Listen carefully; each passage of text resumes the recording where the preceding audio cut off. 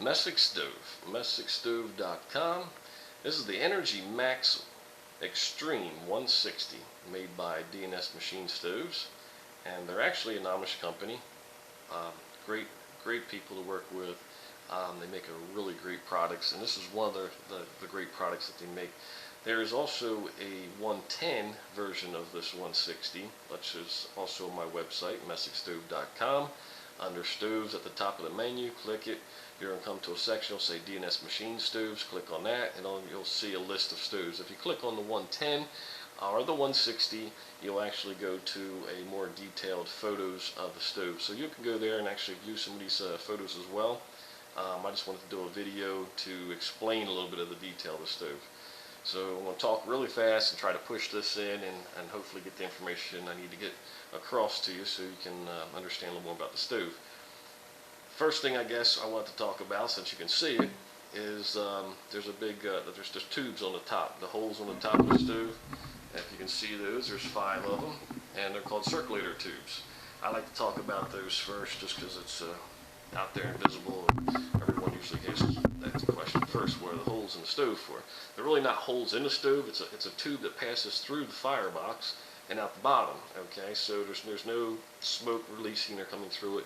It's just an opening at the bottom and an opening at the top of the stove. That tube gets hot when you're running the firebox. You get the heat going. It gets hot. The tube releases heat out the top of the circulator tubes. When it does, it's actually pulling the cold air across the floor back up through the tubes, reheating the cold air and bringing back out to hot air.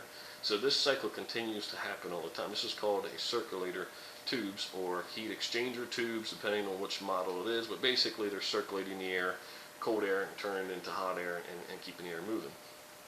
The stove temperature, since we're talking about this circulator tube, the stove temperature itself is would be like it's 350 degrees on a stove top. Now, just to let you know this, there is a ceiling, fire baffle or ceiling inside the stove, which I'll show you a little later.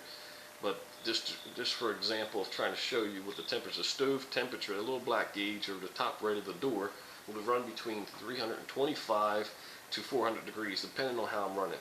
And usually the stove top will be like 350. I shoot it with a laser. I can put a little magnet on there and do that too. I shoot it with a laser, and I'll shoot the laser down in the holes, each circulator tube. I'm actually getting 500 degrees out of each circulator tube, and I got 350 on the stove top. That goes to show you that these tubes are actually working. They're actually producing more heat, pushing the heat out of there. They really circulate. If you put your hand over the tube, you will feel the extra heat coming out of there. Now, they work really great. This is another way of robbing your fuel of its heat. Your hot gases, the flames, everything is catching up. The steel's heating it up. It's holding it, it's releasing it. Now, talking about that, is that this stove weighs almost 1,000 pounds, 980 pounds, and it's a fire brick inside. There's also cast iron doors, there's cast iron grates, cast iron air flues on the inside, lets the air into the firebox. There's also a cast iron wall, is right next to the, it's between the fire brick wall on the right side of the door and the circulator tubes on the top. And you'll get to see that here shortly.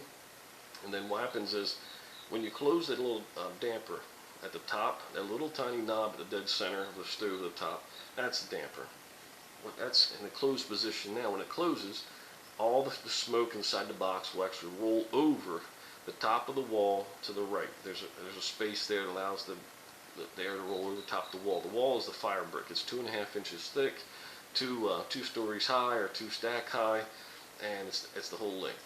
And when it comes around, the smoke will go down, because the top is actually the cast iron wall. So it hits that and has to go down between the fire brick and the cast iron wall, back up.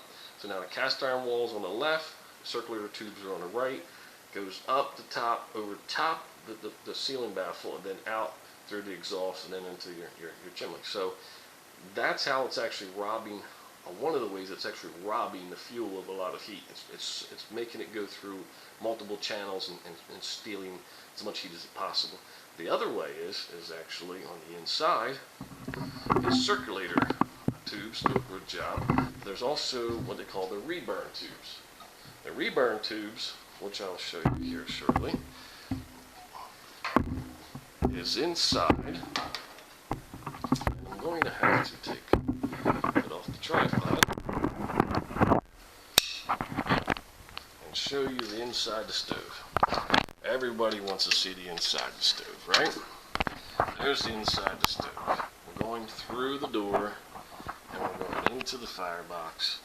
And if you look at the top, you'll see the stainless steel, 3 stainless steel tubes. They're called the reburn tubes. Now how that works is there's actually air. That little tube goes down the back side there. You can see it going all the way down, goes down through the ash body at the bottom.